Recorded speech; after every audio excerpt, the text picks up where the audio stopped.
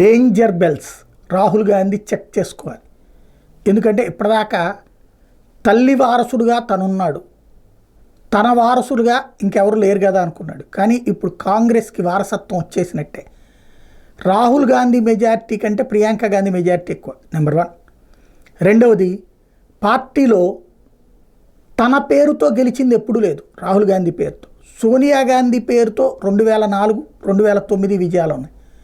2009లో ఆ విజయంతో సోనియా గాంధీ పేరుతో వచ్చిన విజయాన్ని బేస్ చేసుకుని దాదాపు 205 సీట్లు వచ్చినాయి. కాబట్టి ఆ రోజునే రాహుల్ గాంధీ ప్రధానమంత్రి అయిపోయి తన పనితీరేంటో చూపెట్టుంటే ఒకటిగా ఉండేది.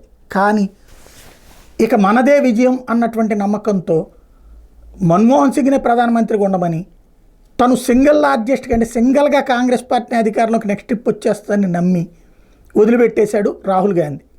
ఆ సందర్భంగా మన్మోహన్ని వెధవం చేయడానికి కాగితాలు చించవతల పడేయడం లాంటి పనులు చేసుకొచ్చాడు. కానీ ప్రజలు మన్మోహన్ సింగ్ని పక్కన పెట్టారు, రాహుల్ గాంధీని పక్కన పెట్టారు. క్రమంగా ఆనాటి నుండి 2000 అంటే అతను చేసిన తప్పు వలన అంతకుముందు ఏనాడు భారతీయ జనతా పార్టీ సింగిల్గా మెజార్టీ రానటువంటి 2014లో మెజార్టీ కట్టబెట్టారు, 2019లో మెజార్టీ కట్టబెట్టారు.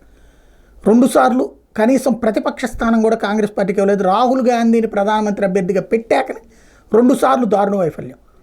3వసారి మొన్న మళ్ళీ రాహుల్ గాంధీ ప్రధానమంత్రి అభ్యర్థి. తీరా చూస్తే ప్రతిపక్ష స్థానానికి అది కూడా 100 లోపు స్థానాలకు పరిమితం చేశారు కాంగ్రెస్ పార్టీని.